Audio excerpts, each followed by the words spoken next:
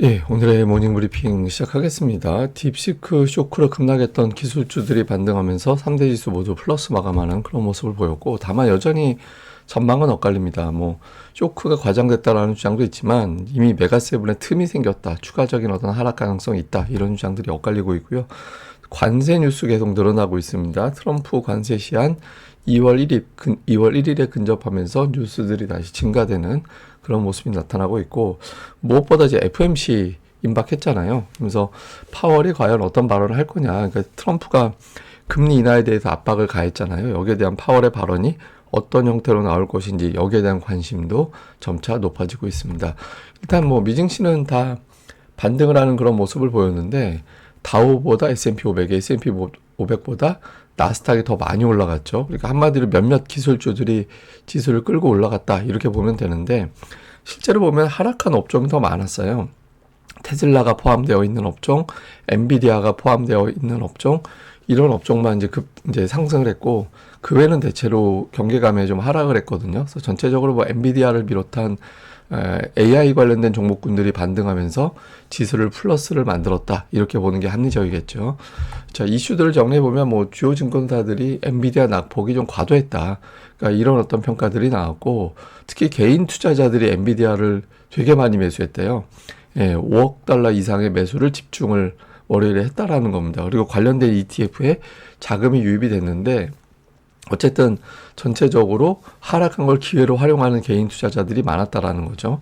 그리고 이제 관세 관련된 뉴스들도 계속 나오고 있는데, 이제 베센트는 2.5%부터 시작을 해서 같은 비율로 매월마다 올리는 게 좋겠다. 이거 상당히 좀 유연한 이제 관점으로 보여지는데, 다만 이제 트럼프는 이거보다 더 높은 수준의 관세를 원한다, 또 이 내용에 대해서 좀 다른 의견을 냈습니다. 근데 제가 보기에는 베센트 방식으로 가다가 트럼프 방식으로 압박을 하는 그런 형태가 되지 않을까 싶습니다.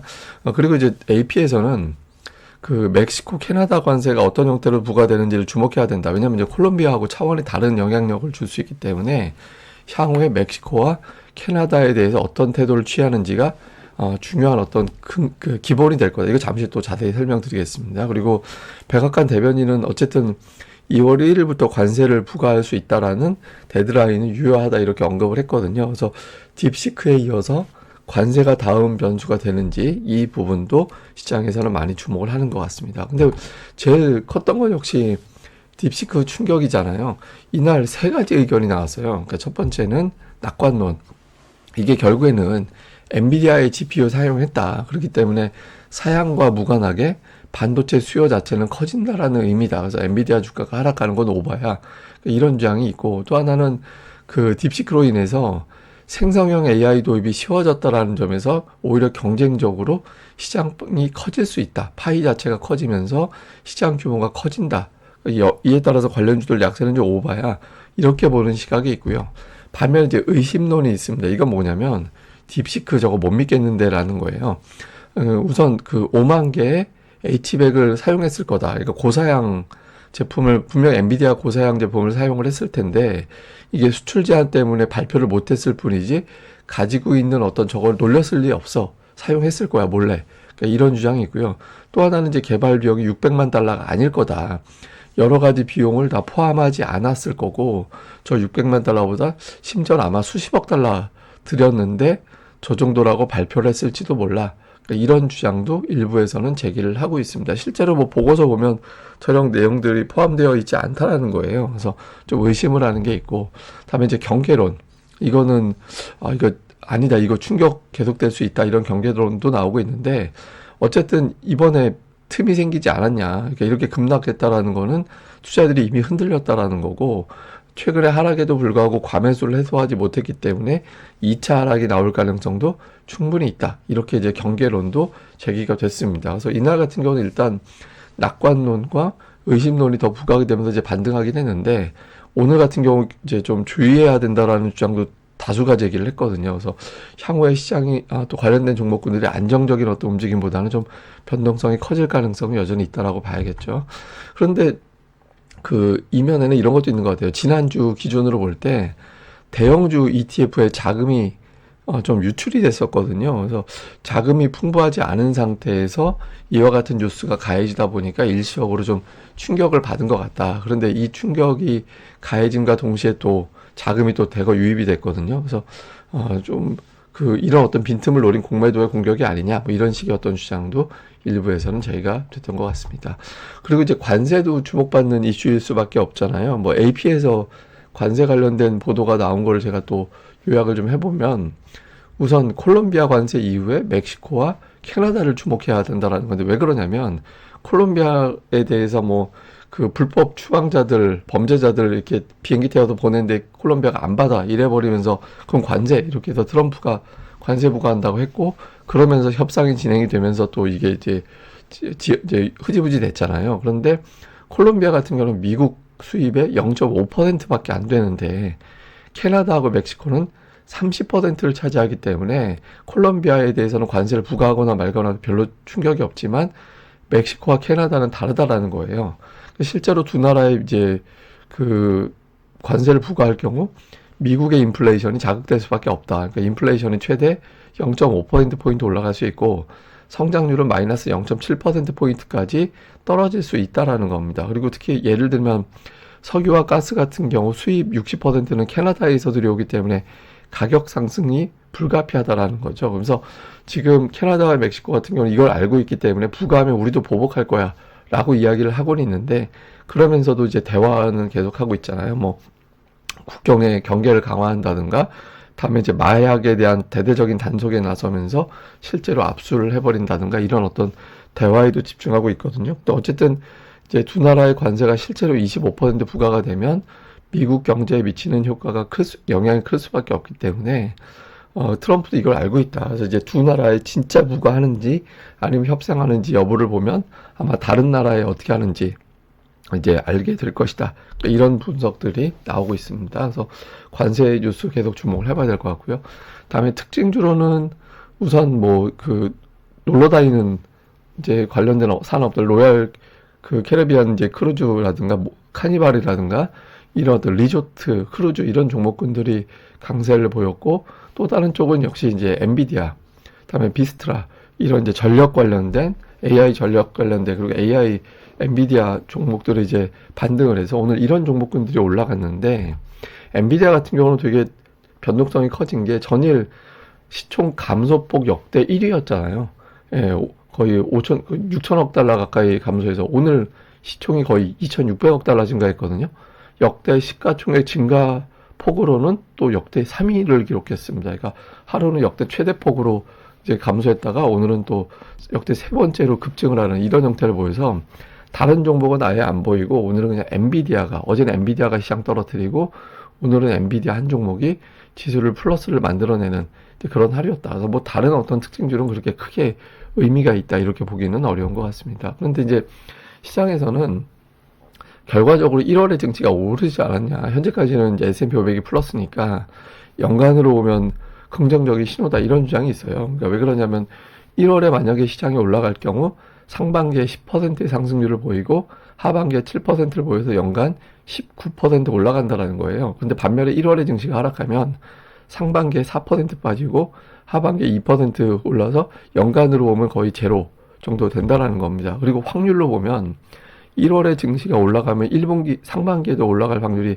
91%나 되고, 1월에 하락하면 이제 상반기 상승 확률은 37%, 한마디로 상반기 더 빠진다는 얘기죠. 그리고 연간으로는 50%로 확률이 돼서 올라갈지 안 올라갈지 장담을 못한다, 이렇게 된다라는 거예요. 그래서 1월에 보면 투자자들이 올해 증시를 어떻게 보는구나라는 거를 읽을 수 있기 때문에 1월 플러스가 어떤 형태든 나는지가 대단히 중요하다. 그러니까 이런 주장도 일부에서는 있습니다. 자, 시장을 좀 요약을 해서 보면, 어쨌든 지금 딥시크에 가려져 있지만 관세 관련된 뉴스가 늘어나기 시작하고 있고, 이것도 우리나라에는 좀 압박이 되는 사안입니다.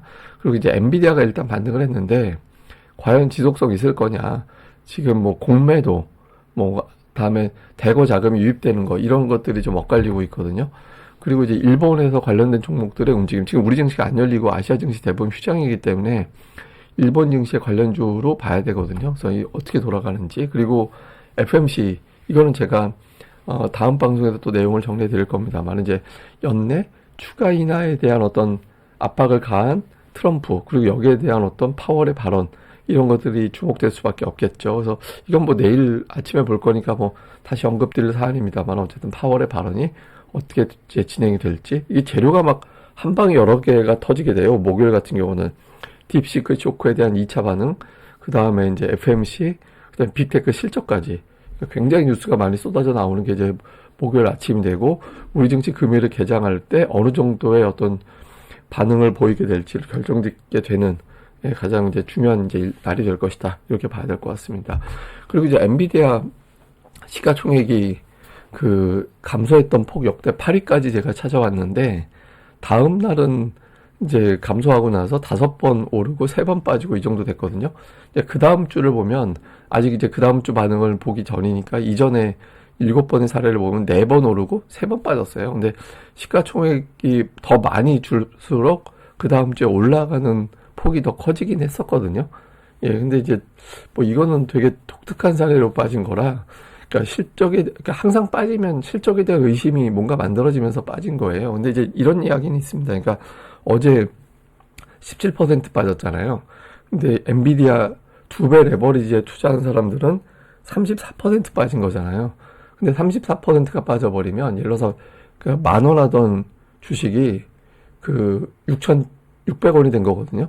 그러니까 6,600원이 돼버리면 50%가 올라가야 본전이 되는 거예요. 그러니까 지금 엔비디아가 오늘 뭐 9% 올라갔다 하더라도 이제 그 주가는 반 정도 낙폭을 반했네, 이렇게 생각할 수 있지만 2배 레버리지 같은 ETF가 굉장히 많이 활성화되어 있는 종목이 또 엔비디아이기 때문에, 그러니까 이게 이제 향후에 변수가 된다라는 겁니다. 그러니까 여기에 물린 투자자들, 여기에 또 이제 비투한 투자자들은 자금을 이제 회수할 수밖에 없다라는 게 있고, 또 다른 쪽에서는 더 강한 자금이 밀어 들어가게 되면서 오히려 회복 속도가 빨라질 수도 있다, 이렇게 갈리고 있거든요. 근데 어쨌든 현재까지로는 투자자들의 손실이 막대해졌기 때문에, 그러니까 막대해진 상태에서 비투한, 그러니까 이제 레버리지를 쓴 투자자들이 과연 털려 나갈 것이냐, 아니면 오히려 더 강력한 레버리지가 들어올 거냐, 이것도 중요한 변수가 될 것 같습니다. 그래서 이제 엔비디아 ETF 자금을 보면서 우리가 또 향후에 엔비디아 주가가 어떤 흐름으로 가게 될지도 가늠을 해봐야 되는 거 아니냐, 이런 주장도 있어서 간단하게 또 소개를 해드렸습니다. 예, 그럼 또 오늘 하루 또 잘 보내시고요. 저는 또 다음에 뵙겠습니다. 이 방송 구독하기와 좋아요, 예, 꼭 부탁드립니다. 그리고 이제 가끔 제가 뭐 너무 이제 이런 경우는 긍정적으로 보는 시각도 있다, 또 이런 경우는 부정적인 시각도 있다, 이렇게 둘 다 소개해 드리는데, 낙관론을 소개해드리는 경우도 있잖아요. 그러니까 그런 거 가지고 너무 좀 긍정적인 부분만 보는 거 아니냐, 이렇게 보시는 시각도 있는데, 그게 아니라 저는 이 방송에서는 다 긍정론, 부정론 다 소개해드리는 거예요. 그러니까 뭐 특정으로 치우쳐서 제가 하려고 하는 의도는 아니니까 그 부분에 대한 오해는 좀 없으셨으면 좋겠고, 저는 당연히 주관적인 생각은 있는데 이제 이 방송에서는 여러 가지를 다 섞어서 드리니까, 섞어서 드리는 과정에서 이렇게 급락한 날 낙관론이 웬 말이야 이렇게 보는 시각도 있을 수 있는데, 그런 의도는 아니니까 그냥 그런 오해는 안 하셨으면 좋겠습니다. 저는 주관적인 생각은 분명히 있긴 있어요. 근데 그건 이제 이 방송에는 가끔가다 한 번씩만 말씀드리지, 대부분 그냥 다양한 관점 소개해 드리는 거니까 그거에 대해서는 오해는 없으셨으면 좋겠습니다. 예, 그럼 감사합니다. 다음에 뵙겠습니다.